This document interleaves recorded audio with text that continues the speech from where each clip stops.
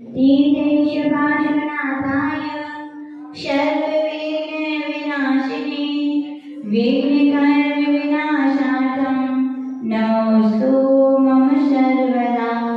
नमो विश्वनाथाय वासपूज्य जनाय च नेमिनाथाय वीराय तद्गणेभ्यो नमो नमः। अध्यात्मयोगिरसिकं भुवि धर्ममूर्तिं तीर्थङ्करप्रवचनार्णवपारगं च दीर्वाससं स्वयमिनां प्रथमं प्रपूज्यं श्रीकुन्दकुन्दमुनिराजमहं नमामि। आचार्यकुन्दकुन्दै रचिताय सायनामिका सुकृति भवजनानां च कृते मारुपकारित्वमावहति।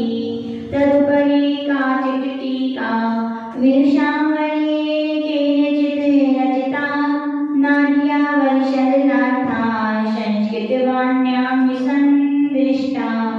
तस्मात् सुरगुरुपूर्वे विस्ताररुचि भव्यशिष्यलाभाय श्रुतभक्तिवशीभूता रत्नत्रयवर्धिनीं टीकां प्रणमाम्यहम् आचार्यान् गुरुवर्यान् विवरसागरान् पूज्यान् षण्मतिसागरशूरीन् टीकारम्भे विनीतोऽहम्। गुरु अरहत् गुरु सिद्ध गुरुराचार्य पाठका गुरु साक्षात् परं साधु तस्मै श्री गुरवे नमः। विरागाय नमो नमः विरागशूलिने नमः। अनंतानेश्वर परमेश्वरी भगवान की, देवादेवनाथ श्री आदिनाथ भगवान की, देवादेवनाथ श्री शांतिनाथ भगवान की, परम पूज्य आचार्य श्री कुंदकुंद स्वामी की, परम पूज्य गुरुनाम गुरुदेव आचार्य श्री विमल सागर जी महामुनिराज की, परम पूज्य गुरुनाम गुरुदेव आचार्य श्री सन्मति सागर जी महामुनिराज की, परम पूज्य सर्वोदय रत्नात्रयवर्धिनी श्रीमन प्रबोधिनी श्रीमन संबोधिनी संस्कृत टीकाकर्ता गणाचार्य गुरुदेव श्री विराट सागर जी महामुनिराज की, अनंत सामय विश्व धर्म की।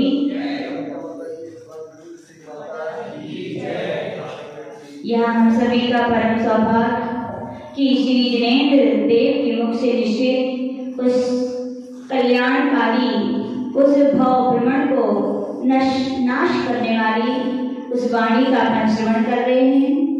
और आचार्य कुंदकुंद देव के रैन सार ग्रंथ पर लिखी गई परम पूज्य गणाचार्य गुरुदेव श्री विराट सागर जी महाराज की वो अनुभव की चाशनी से पूरी जो टीका है, यहाँ पर भव्य जीवों के लिए बड़े सरल और सुगम तरीके से समझाने का यहाँ पर कोशिश किया गया है। हम यहाँ पर श्रवण कर रहे थे भव्य जीवों के लिए टीकाकार महाराज समझा रहे थे कि भैया अनादिकाल से जिनमें सुख माना वास्तविकता में वहाँ सुख नहीं है, और सुख की चाह में हम हर वस्तु से और व्यक्ति से राग द्वेष कर बैठते हैं। अच्छी लगती है तो राग करते हो, बुरी लगती है तो द्वेष। तो आचार्य भगवान कह रहे ना वस्तु बुरी है ना व्यक्ति बुरा है, ना वस्तु अच्छी है ना व्यक्ति अच्छा है।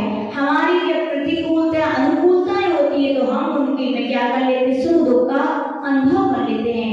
तो आचार्य भगवान कह रहे थे लेकिन आवश्यक नहीं है कि आप सब में राग द्वेषी करें। जिन्हें तत्व ज्ञान हो जाता है, जिन्हें अजीब तत्व की गेयता का ज्ञान होता है, किसकी अजीब तत्व की गेयता, 7 प्रकार के तत्व पूज्य गुरुदेव ने बताए थे। उनको समझने का सबसे सरल तरीका है कि पहला तत्व जीव है। कौन सा है? 7 तत्वों के लिए 4 प्रकार से बांट दिया था पूज्य गुरुदेव ने।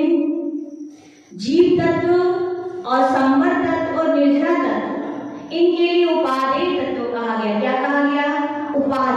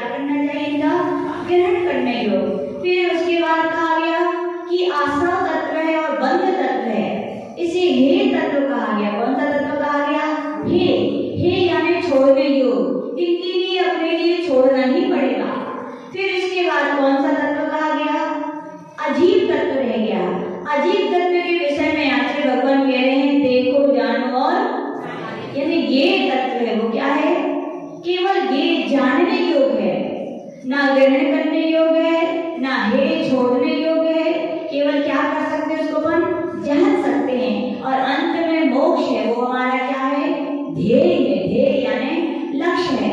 ऐसे 7 प्रकार के तत्वों को पूज्य भगवान ने समझाया था और आचार्य जी ने अजीब तत्वों को क्या कहा है, ये यानी जानो देखो ज्ञाता दृष्टा बने रहो। लेकिन अपन क्या करते हैं, ज्ञाता दृष्टा बने रहोगे तो राग द्वेष नहीं होगा, लेकिन अपन क्या बनते हैं, कर्ता और भोक्ता बन जाते हैं। क्या बन जाते हैं, जब जब कर्ता भोक्ता की परिणति हमारे अंदर आती है तब तक ध्यान रखना हम बहुत दूर चले जाते हैं अपनी आत्मा के कल्याण से। क्या चले जाते हैं, क्योंकि कर्ता दृष्टा बनना यानी राग द्वेष को उत्पन्न करना है। किसको उत्पन्न करना है, राग द्वेष को।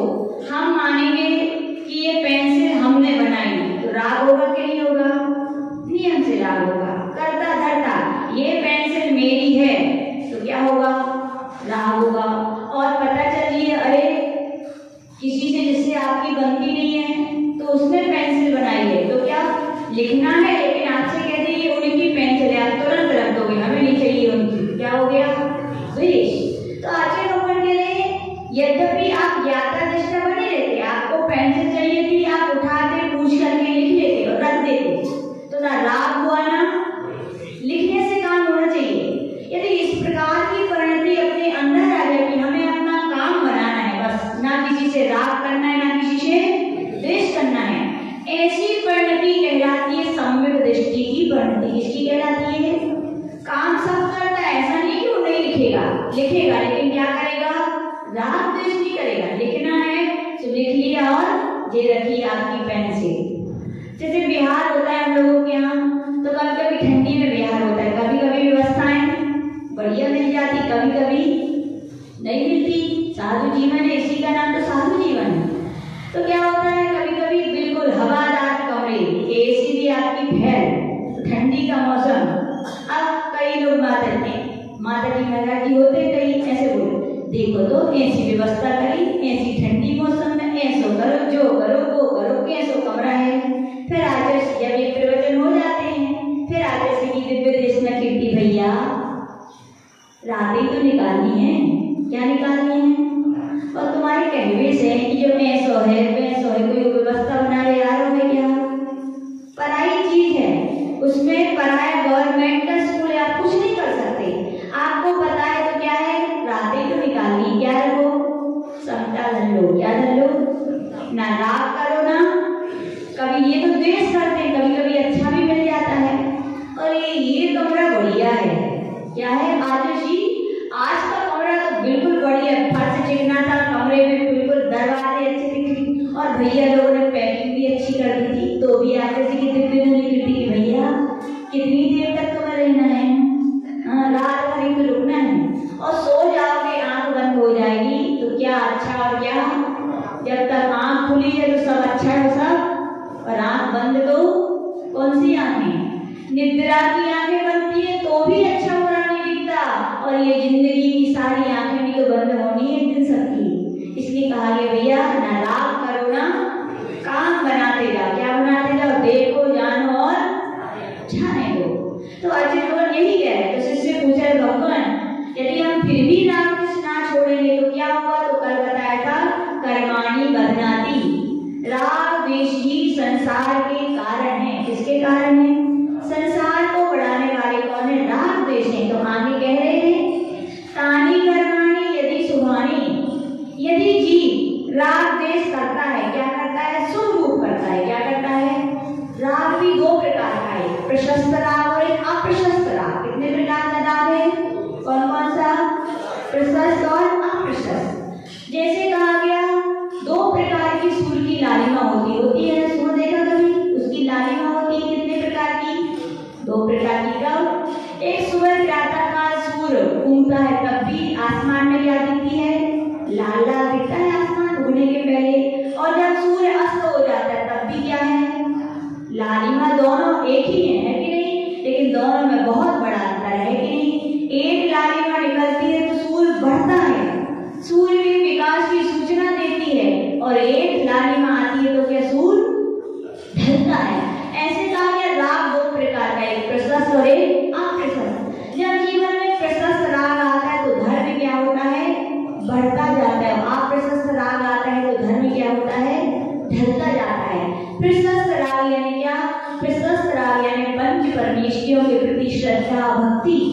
देव शास्त्रों के प्रति श्रद्धा भक्ति, जिन्हें भगवान की पूजन करना, षट आवश्यक कर्तव्यों का पालन करना, ये सब क्या कहलाता है?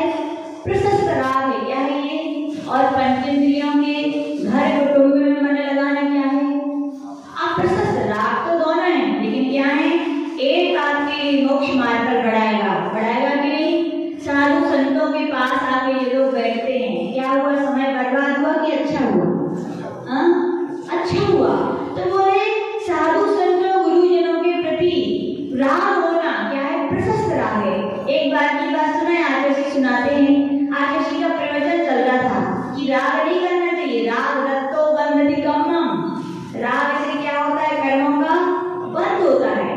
तो एक भैया ने सुन लिया, कौन थे? आप ही लोग में से विद्वान ही हो, इंद्र सिंह भैया हुई। बोले राग क्या होता है? बंध का कारण होता है। जब से आचार्य आए थे तब से सुबह शाम दोपहर जब देखो भैया कहाँ दिखते थे? आचार्य के पास हर प्रकार से सेवा करते थे। और उन्हें प्रवचन सुन लिया। क्या सुन लिया? रत्तो बंधति कम्मम, राग करने से क्या होता है? कर्म के बंध होता है। तो क्या हुआ? आचार्य जब प्रवचन आचार्य जंगल गए तो क्या हुआ? इंद्र भैया नहीं आए। प्रवचन शुरू हुआ तो इंद्र भैया नहीं आए। आहार की व्यवस्था में इंद्र भैया नहीं आए। सुबह से शाम हो गई, इंद्र भैया नहीं आए। और जो आते हो वे ना आए तो क्या है? पूछ देना पड़ता है, विकार भैया विकार ही नहीं आए। तो फिर किसी ने पूछा, आचार्य ने पूछा इंद्र भैया क्यों नहीं आए? तो बोले किसी ने कहा हमें नहीं पता, हमें नहीं पता। तो बोले उन्हीं से पूछ लो, बुला ले आओ उनको। तो उनको बुलवाया गया। बोले भैया कल क्यों नहीं आया? तो बोले महाराज आप ही ने कहा था गुरुजनों को भी मानना चाहिए और उनकी भी माननी चाहिए। क्या? गुरुजनों को भी मानना चाहिए और उनकी भी माननी चाहिए। तो कल आप ही ने तो कही थी प्रवचन में रत्तो बंधति कम्मम, राग करने से कर्म का बंध होता है। और जब से आप आए हो बोले हमें तो सोते जागते दिन भर जब देखते हैं तो आप दिखते थे, तो राग हो अरे बंद हुई है कर्म को, तो हमने आपको क्या कर दो? बंद कर दो। समझदारी की ना समझी है। पंच परमेष्टि के प्रति राग को अनुराग कहते हैं। क्या कहते हैं? वो प्रशस्त राग। कौन सा राग है? जो आपको कर्मों से बंधाएगा नहीं, कर्मों के बंधन से छुड़ाएगा, कर्मों के बंधन का जो मार्ग है उसको दिखाएगा और एक दिन कर्मों के बंधन से आपको क्या कर देगा? मुक्त कर देगा। इसका नाम क्या है? प्रशस्त राग। तो करना चाहिए कि नहीं करना चाहिए? साधु संतों की राग करना चाहिए कि नहीं? राग नहीं, ये क्या है? अनुराग है। अनुराग यानी क्या? प्रशस्त राग। ये तो होनी चाहिए भैया। योगी नहीं बन पाओ तो क्या बने रहो? उपयोगी बने रहो। याद कर लेना, आज इसी का सूत्र है। यद्यपि मनुष्य पर्याय मिली है तो क्या बनना चाहिए? योगी ही बनो। यदि योगी ना बन पाए तो उपयोगी यानी साधु संतों के प्रति अनुराग रखो, प्रशस्त राग रखो, उनकी क्या करो? सेवा करो। तो आचार्य ऊपर कह रहे हैं तानि कर्माणि यदि शुभानि तर्हि पुण्यार्जनम। यदि वो राग भी हम करते हैं, लेकिन कौन सा राग करते हैं? प्रशस्त राग करते हैं, तो कह रहे हैं तर्हि पुण्यार्जनम। उससे कौन सा बंध होगा? पुण्य का बंध होगा। पुण्य क्या करेगा? आपके लिए सुख दिलाएगा। तो राग ठीक है भैया, बोल रहे राग नहीं छोड़ पाए तो कोई बात नहीं भैया, आप राग तो करो लेकिन कौन सा करो? प्रशस्त राग करो। कौन सा राग करो? प्रशस्त राग करोगे तो किसका बंध होगा? पुण्य का बंध होगा। यदि अशुभानि तर्हि पाप कर्मार्जनम ते क्रियते। कह रहे यदि पाप, यदि अशुभ, यदि आपने क्या किया? राग तो किया, कौन सा किया? आप प्रशस्त किया, अशुभ किया तो क्या होगा? पाप कर्मार्जनम। किसका बंध होगा? आपके कर्म का अर्जन। कितना कोई कहे हमें अपनी मम्मी बहुत अच्छी लगती है, हमें अपने पापा बहुत अच्छे लगते हैं, हमें अपना घर बहुत अच्छा लगता है। क्या है ये? आप प्रशस्त राग। क्यों है? ये पंचेंद्रियों के विषयों में आपको ले जा रहा है, ये आपके संसार बढ़ाने में कारण है। तो ये क्या है? सुख मिलेगा कि दुख? फिर काहे कहते हो ये सब हमारे हैं? याद रखना, घर के काम सब करते हैं कि नहीं? और यदि वही काम मंदिर में आके किए जाए तो क्या होगा? घर में करते हो वही झाड़ू। याद रखना, कोई यदि झाड़ू सुबह से उठ के घर में लगाता है, पाप की पुण्य? पाप। और वही झाड़ू यदि मंदिर में कभी सौभाग्य मिल जाए तो पाप की पुण्य? क्या है? पुण्य। हम लोग ने देखा, कोडरमा में भी देखा और एक जगह और गए, वहां के अध्यक्ष जी, कौन? यहाँ के अध्यक्ष तो मंत्री तो पता नहीं कौन सी पूजा पाठ में लगे थे। हाँ, ऐसे वहां भी हमने देखा अध्यक्ष जी को। हम लोग जंगल जाते थे, मिलते थे, कहाँ मिलते थे? मंदिर के द्वारे पर। क्या लगाते मिलते थे? झाड़ू। हम बोलते थे आपके लिए ये सब काम?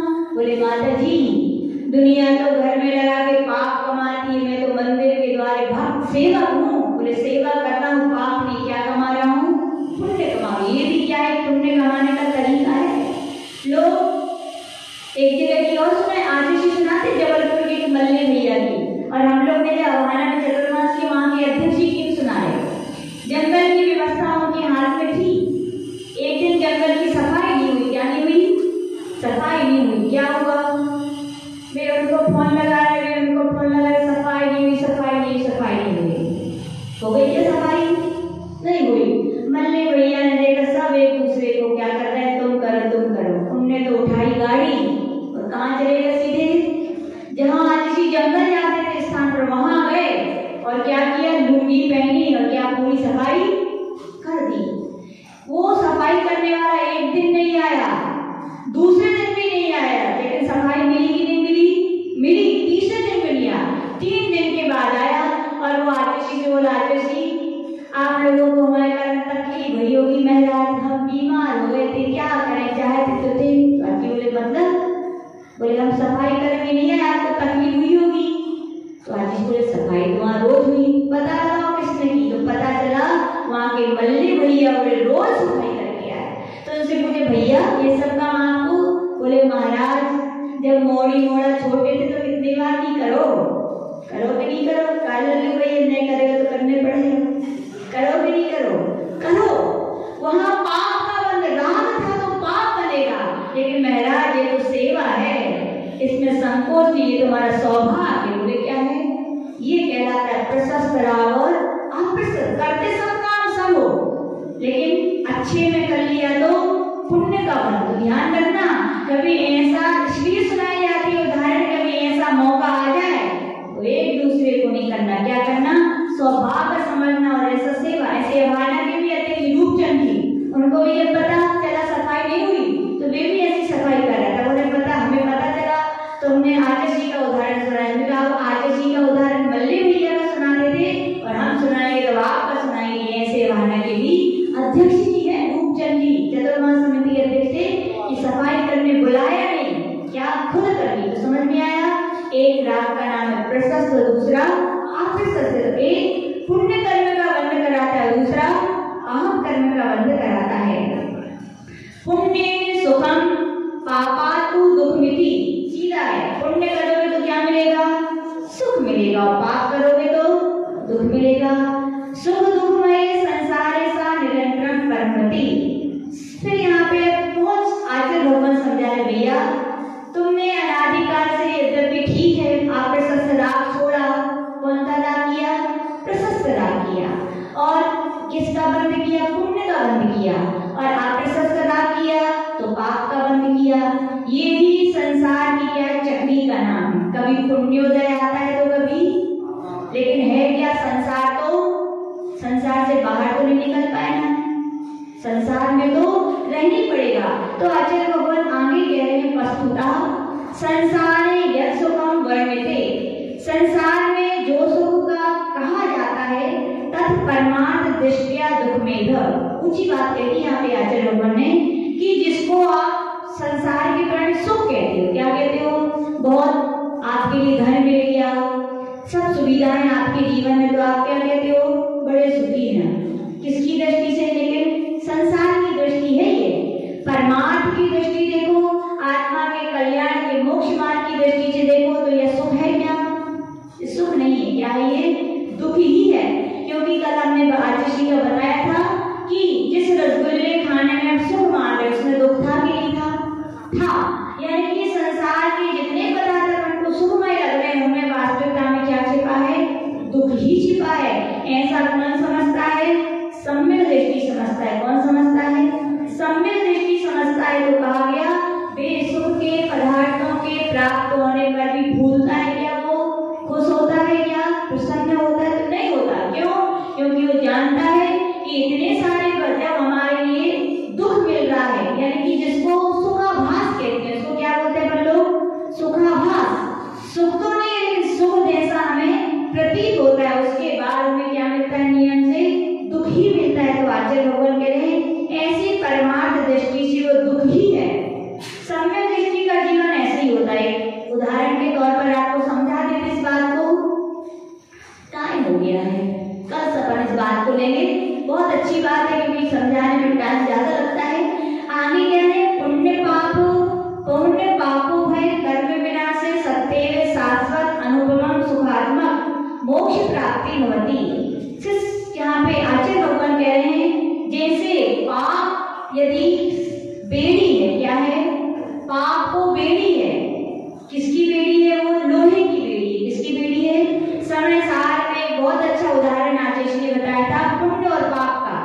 बोले पुण्य स्वर्ण की बेड़ी। किसकी बेड़ी है? स्वर्ण। और क्या है? पाप किसकी बेड़ी है? लोहे की। यदि आपसे कहा जाए भैया आपके लिए 1 साल के लिए सोने की बेड़ी से बांध के रखा जाएगा, खुश होगे कि दुख? हाँ, सुखी होगे कि दुखी? सोने की बेड़ी से बद में मिल रहा है प्रांशु भैया, हैं? बेड़ी यानी जंजीर।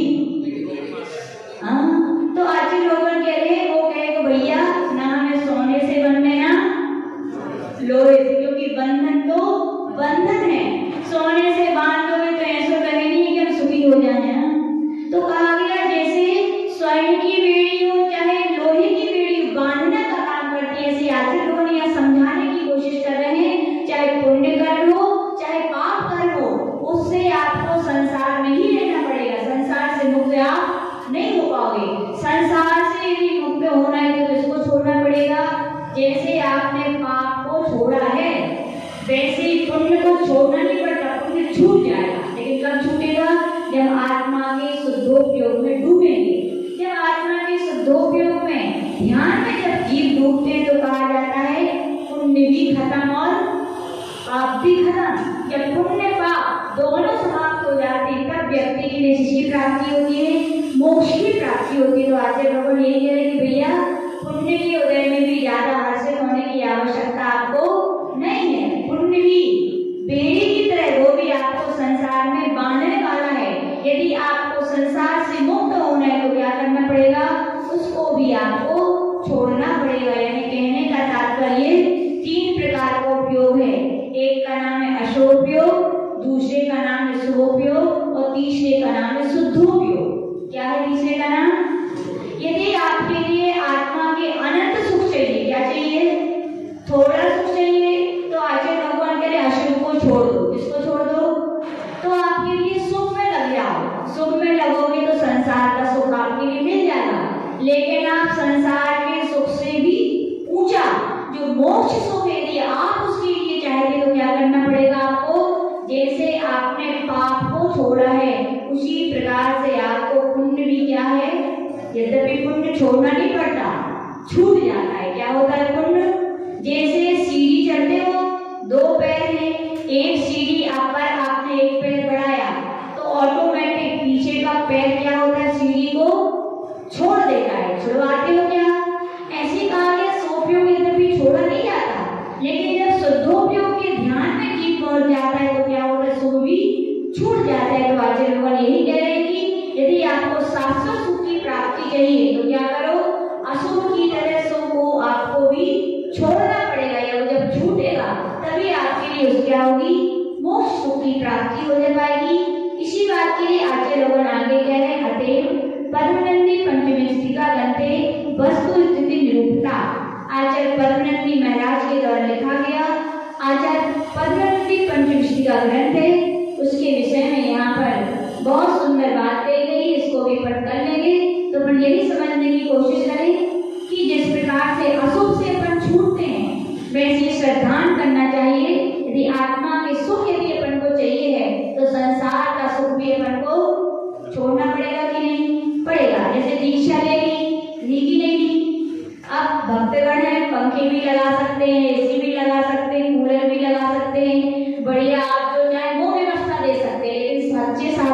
क्या स्वीकार करते हैं? नहीं करते। क्यों?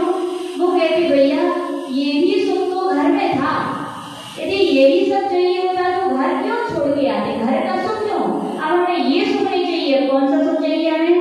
मोक्ष का सुख चाहिए। तो मुझे संसार से जिन जिन वस्तुओं से सुख की प्राप्ति होती वे वस्तुएं भी हमें नहीं चाहिए। जब मोक्ष मार्ग पर साधक बढ़ते हैं तो क्या उनकी भावना होती तो एक ही होती, मुझे चाहिए तो क्या चाहिए? केवल आत्मा का ध्यान चाहिए, आत्मा का सुख चाहिए। तो ऐसा लक्ष्य बनाता है। कौन बनाता है?